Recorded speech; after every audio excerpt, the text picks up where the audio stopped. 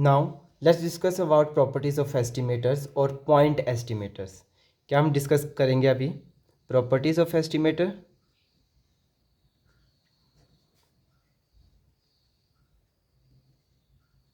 और we can say point estimator.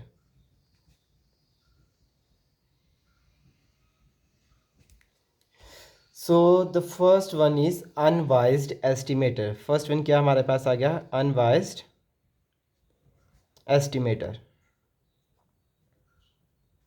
बोलता है एन एस्टिमेटर वी कैन से, अगर देखो अब मैं इसमें दो टर्म से इसको डिस्टिंग्विश करूँगा। एक होता है मेरे पास थीटा और एक को मैं नाम दे दूँगा एक को नाम दे दूँगा मैं क्यू। ठीक है, एक थीटा और क्यू, थोड़ा ऐसे इसमें डिफरेंस बनाए रखना क्योंकि देखने में दोनों एक जैसे लगेंगे, बट क्यू मैंने बोल दिया।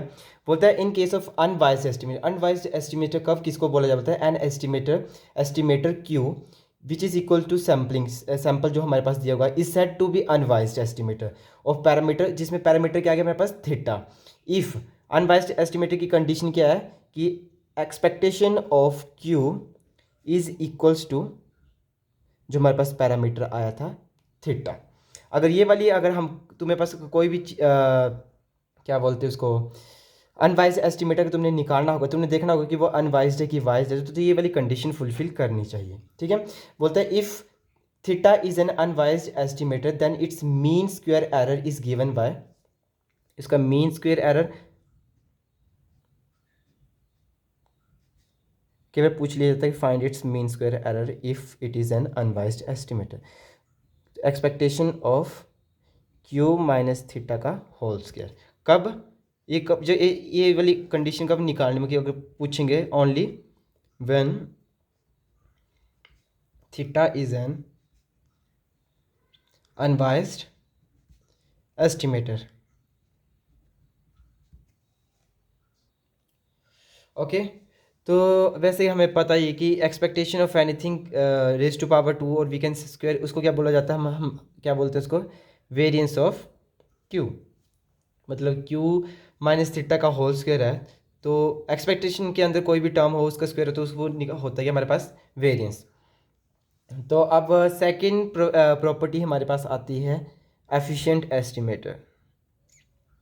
एफिशिएंट एस्टिमेटर बोलता है एन एस्टिमेटर। अब देखो ना, अब एफिशिएंट एस्टिमेटर मतलब कि एफिशिएंसी। अब मैं एफिशिएंसी कैसे निकालूंगा, एफिशिएंट कि मैं कैसे बोलूँगा किसी चीज़ को, कि जैसे दो मेरे पास एस्टिमेटर दिए हैं Q1 Q2, ठीक है, मैं अब बताऊंगा कि इन दोनों में से मोर एफिशिएंट कौन सा है। तो मैं बोलता हूँ कि an estimator Q1 is said to be more efficient estimator of parameter theta then that of Q2 if, देखो दो पैरामीटर है मेरे पास, सॉरी दो एस्टिमेटर्स है मेरे पास, एक Q1 है एक Q2 है। अब क्वेश्चन इसमें आता है कि पूछेगा तुम्हें न्यूमेरिक में कि which one is more efficient. ठीक है, which one is more efficient, but ये पहले एफिशिएंसी कैसे निकालेंगे, सबसे पहले एक कंडीशन होनी चाहिए, वो क्या है कि जब दोनों जो Q1 और Q2 हैं both must be unbiased estimators of parameter theta. बोलते हैं कि दोनों क्या होने चाहिए, अनवाइज्ड एस्टिमेटर होने चाहिए थीटा, थीटा जो पैरामीटर है उसके विद रिस्पेक्ट। मतलब कि जैसे जो Q1 है Q2, ये वाली कंडीशन फुलफिल होनी चाहिए कि expectation of Q1 is equals to theta and expectation of Q2 is equals to theta. अगर दोनों दोनों अगर ये वाली कंडीशन फुलफिल करते हैं तो वो क्या होंगे, अनवाइज्ड एस्टिमेटर। अगर ये दोनों अनवाइज्ड हैं तो उसके बाद तुम इसकी तुम निकालोगे कि कौन दोनों में से एफिशिएंट है। तो जिसका वेरिएंस, अगर variance of Q1 is smaller than variance of Q2, अगर ये वाला आता है हमारे पास, ये वाली कंडीशन आती है, तो मैं बोलूँगा कि जिसका वेरिएंस छोटा है that is more efficient. Okay, तो ऐसे ही आपको तीन चार तुम्हारे पास हमारे पास पैरामीटर एस्टिमेटर्स दिए होंगे और हमने उसको कंपेयर करना होगा with respect to each other, their variance are compare with respect to each other, and जिसका वेरिएंस सबसे छोटा होगा वो सबसे ज़्यादा एफिशिएंट माना जाएगा।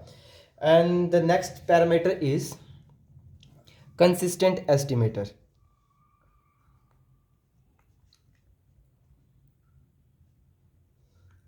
आप कंसिस्टेंट एस्टिमेटर निकालने के लिए क्या बोलते हैं, द एस्टिमेटर क्यू एन या फिर क्यू वन क्यू टू जो भी लेना आपने, ठीक है, जिसका of parameter theta based on random sample of size n is said to be consistent if for any epsilon is greater than zero limit, मतलब इसके लिए कंडीशन है, देखो, limit n approaches to infinite, learn करनी पड़ेगी, probability of Q n minus Q must be less than equal to epsilon, but epsilon must be equal to greater than equal to one.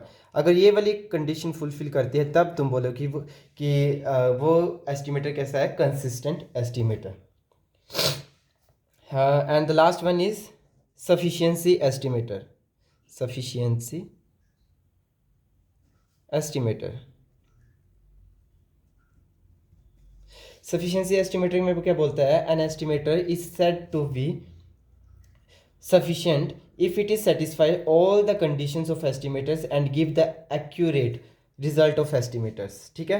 Sufficiency estimator मतलब कि जो जो तो हमने ऊपर properties पढ़ी, इन सभी को क्या कर रहा है, मतलब ये सारी प्रॉपर्टीज़ को क्या कर रहा है, सेटिस्फाई कर रहा है, तो उसको बोल देंगे कि वो एस्टिमेटर कैसा है, एक सफिशिएंट एस्टिमेटर है।